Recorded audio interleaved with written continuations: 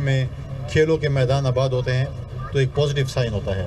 آپ لوگ جو پلیئرز ہو یہ ہمارے صوبے کا ایک سافٹ امیج ہو. آپ جدھر جاتے ہو آپ کے اپنے علاقے چترال کا صوبے کا اور پاکستان کا نام روشن کرتے ہو. ہمارے پاس افسوس کی بات ہے جب آپ نام روشن کرتے ہو پھر ہم آپ کو بلاتے ہیں کہ ہمارے ساتھ ایک تصویر کھینچ لے تاکہ سوشل میڈیا پہ ہماری جو ہے وہ ہماری بھی مشہور ہو جائے کہ ہم اس پلیئر کے ساتھ ہم تصویر کھینچ لیے.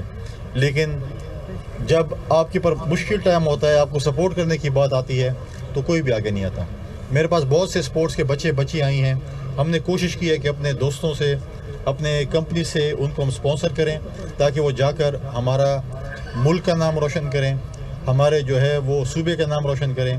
آج جب بھی ہم اپنے صوبے کی کسی سے بات کرتے ہیں صوبے سے باہر تو سب سے پہلا سوال ہوتا ہے کہ دہشت گردی, انتہا پسندی.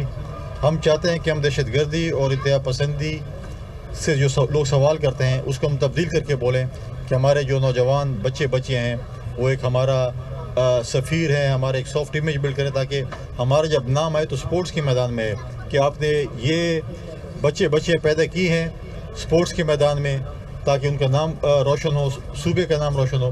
انشاءاللہ تعالی میری پوری سپورٹ آگے سے میں نے پہلے دن ہی وومن ایمپاورمنٹ پہ, یوتھ انگیجمنٹس پہ اور سپورٹس پہ توجہ دی ہے.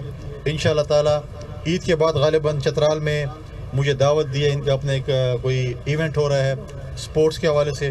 انشاءاللہ تعالی میں وہاں پر بھی آؤں گا اور آپ لوگوں کا انشاءاللہ تعالی آپ کے کھیلوں کے میدان آباد کرنا اب یہ میری ذمہ داری اور انشاءاللہ تعالی آپ دیکھیں گے انشاءاللہ چترال میں کھیلوں کے میدان آباد کریں گے. میں آخر میں جیتنے والی ٹیم کو مبارکباد پیش کرتا ہوں اور جو ٹیم ہاری ہے وہ بھی انہوں نے بھی بڑا اچھا مقابلہ کیا, آخری اوور تک گئے, آخری 3-4 بالوں تک گئے. تو میں سمجھتا ہوں کہ کوئی ایک اچھا میچ دیکھنے کو ملا اور بڑا ٹیلنٹ ہے. اور میں آپ دونوں ٹیموں کو مبارکباد پیش کروں, خاص کر جیتنے والی ٹیم کو مبارکباد پیش کرتا ہوں. اور جو رنر اپ ہے محنت کریں انشاءاللہ اگلے ٹورنامنٹ میں شاید آپ کی بھی جیت ہو.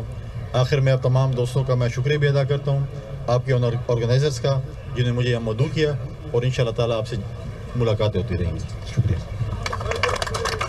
سوال کرتے ہیں جی. سر یہ بتائیں کہ آپ اسلام آباد سے آئے ہیں, فرق میں ایک بڑا اجتماع ہو رہا ہے لائن آرڈر کے حوالے سے, امن کے قیام کے حوالے سے, تو اس حوالے سے فیڈرل گورنمنٹ سے کوئی بات چیت جاری ہے کہ جو صورتحال ہے جنوبی اسلام میں اس کو کنٹرول کرنے کی؟ دیکھیں سب سے پہلی بات تو یہ ہے کہ لا اینڈ آرڈر قائم کرنا صوبائی حکومت کی ذمہ داری ہے. 18ویں ترمیم کے تحت آپ کہتے ہیں ہمیں یہ فنڈس تو دو, یہ پیسے دو.